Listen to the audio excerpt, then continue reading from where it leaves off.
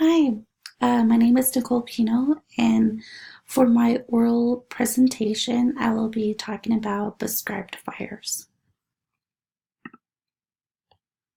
So, as we have learned in our semester, climate change is happening, and we are actually seeing increased temperatures and drought conditions, which are really ingredients to starting a wildland fire.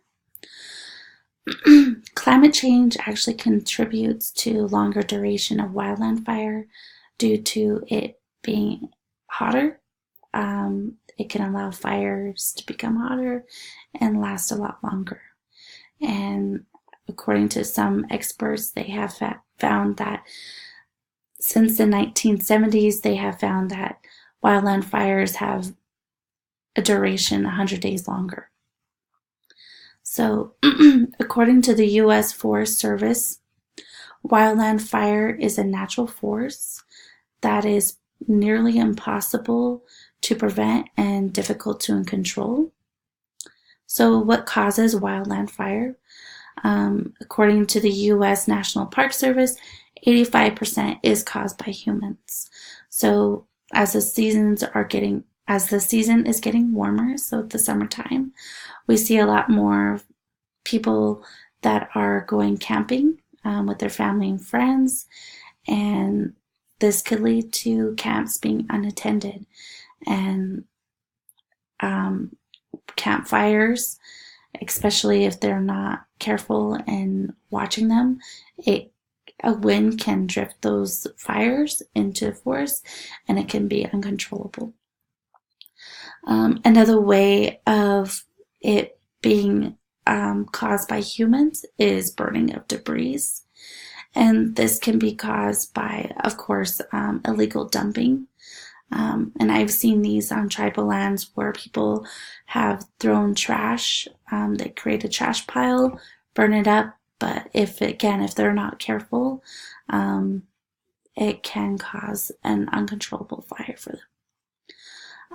Another one, I have seen that done by humans, and as I was driving down, at the time I was driving down to Las Cruces, I did see a driver who threw their cigarette and it started a small brush of fire right by the road. So you can see that carelessness of disregarding of your cigarettes can also cause a wildland fire. Another way for wildland fire to catch is just nature.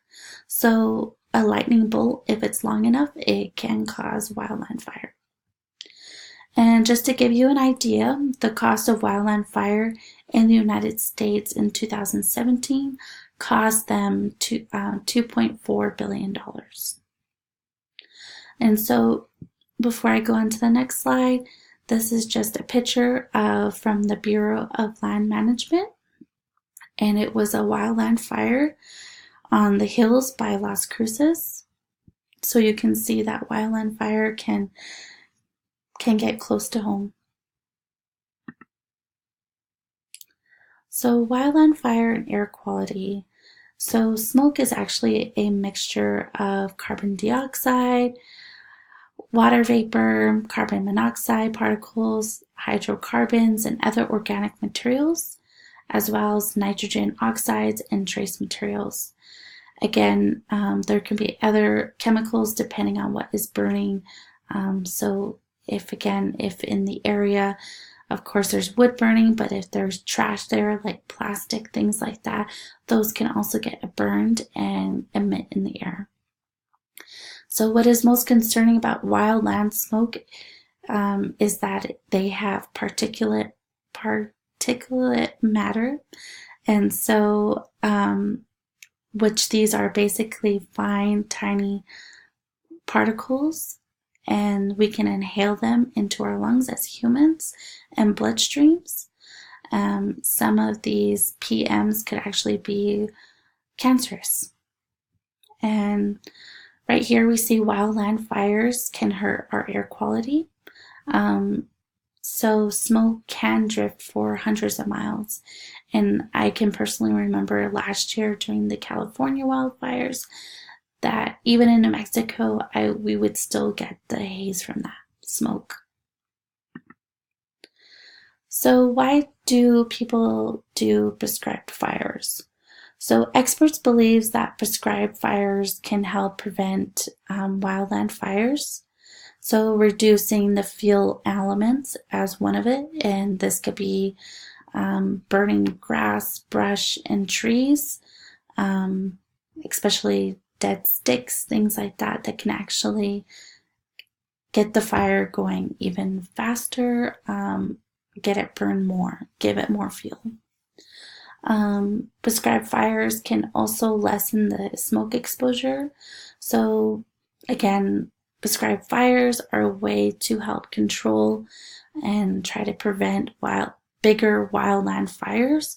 So again, if a fire was supposed to start and they did a prescribed fire, it's most likely not going to cross that path because that area has been cleaned up. Experts also believe that it can restore the natural environment as it can rejuvenate the soil. So some of the prescribed fires that happen in the area, it can actually lead to regrowth of new plants. And the nutrients can also be released from the fire as well. Effects on water. So this can actually improve the quantity of water. So burning of plants that use a lot of water, especially near a stream, burning those plants can actually help put more water back into the stream, giving it more water to surrounding animals and populations. So the next slide, I do have the New Mexico fire information. And so this website basically is, it's a little video I made, but I'm just going through the website and it's showing all of the prescribed burns in New Mexico just this month. So just looking at this video, this short video, you can see that there's a lot of prescribed burns that I didn't realize that were actually happening. So we see McKinley, prescribed burns near Santa Fe and Lincoln, and Jemez right here near the bottom. So these again are just this month, and that's quite a few prescribed burns. So let me talk more about the health issues with wildfire and prescribed fires. Let me move my screen over here. Let me just, you can see right here, I got this from the KRQ News, which is local here to New Mexico. And it's just right here, it says prescribed burn begins. So smoke really is inevitable for both wildland fire and prescribed fires. And it's actually a major source of air pollution, as I had explained earlier. So again, the particulate matter runs about 40% of the air pollution. So smoke itself can pose a health risk such as respiratory distress, and this of course can be shortness of breath, asthma attack, or lung irritation. Cardiovascular distress, especially those that do have a cardiovascular disease, it could lead them to have irregular heartbeat, chest pain, even stroke or fatigue. Smoke can also be irritating to the eyes, causing them to be watery, and irritating the sinuses as well. And studies show that short-term exposure can aggravate individuals that have, again, lung and heart disease. And some studies have found that individuals who have heart disease that are exposed to the smoke can have a 42% increased risk of getting a stroke. Those that are more vulnerable to smoke would be children, pregnant women, and the elderly. So my next slide is, are prescribed fires worth the risk? You know, we hear experts indicate that prescribed fires are used to help manage or prevent bigger wildland fires from happening, but are they always worth the risk? Some prescribed fires that have gone wrong within the last year were the Cibola National Forest in New Mexico, again in a forest in Utah and Montana. These were again prescribed fires that became uncontrollable and led to a wildland fire, burning more acreage, causing fatality, as well as burning people's houses down. Prescribed fire, in my eyes, is that it's still polluting the air. So what are some non-burning alternatives besides prescribed fires? So there is one that is called mastication. And so what this is basically a machinery that is used to help chop down condensed materials into smaller pieces that then can be redistributed to the ground or removed.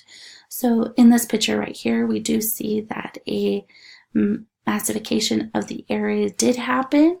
And so they redistributed the material all throughout the ground right here. And so by condensing this materials, it actually puts less oxygen supply, and so it leads to a smaller flame. So again, less oxygen, and we know that fire needs oxygen to stay afloat. So less oxygen is actually good to make a smaller flame to better control. Another non-burning alternative is called grazing. And so this is the use of cattle and goats that can be used to help manage the growth and composition of brush and grasses or dead bushes. So, of course, cows and goats can really use those materials by consuming the grasses, and that can actually help clean the area. And so this doesn't require any manual labor from the human. It just allows the animals to be animals. So that can actually help clean up the area to help prevent wildland fire. So an ecological interaction will include of course, the wildfire emission. So it is going to be, sorry, I'm moving my screen. But the wildfire emissions is going to be down here. And so, of course, as we have discussed prior, it does have particulate matter that is being released into the air, which then can affect humans, but it also can affect animals as well. And of course, the smoke emitted can also affect our air quality, our ozone layer, increasing vapor to happen.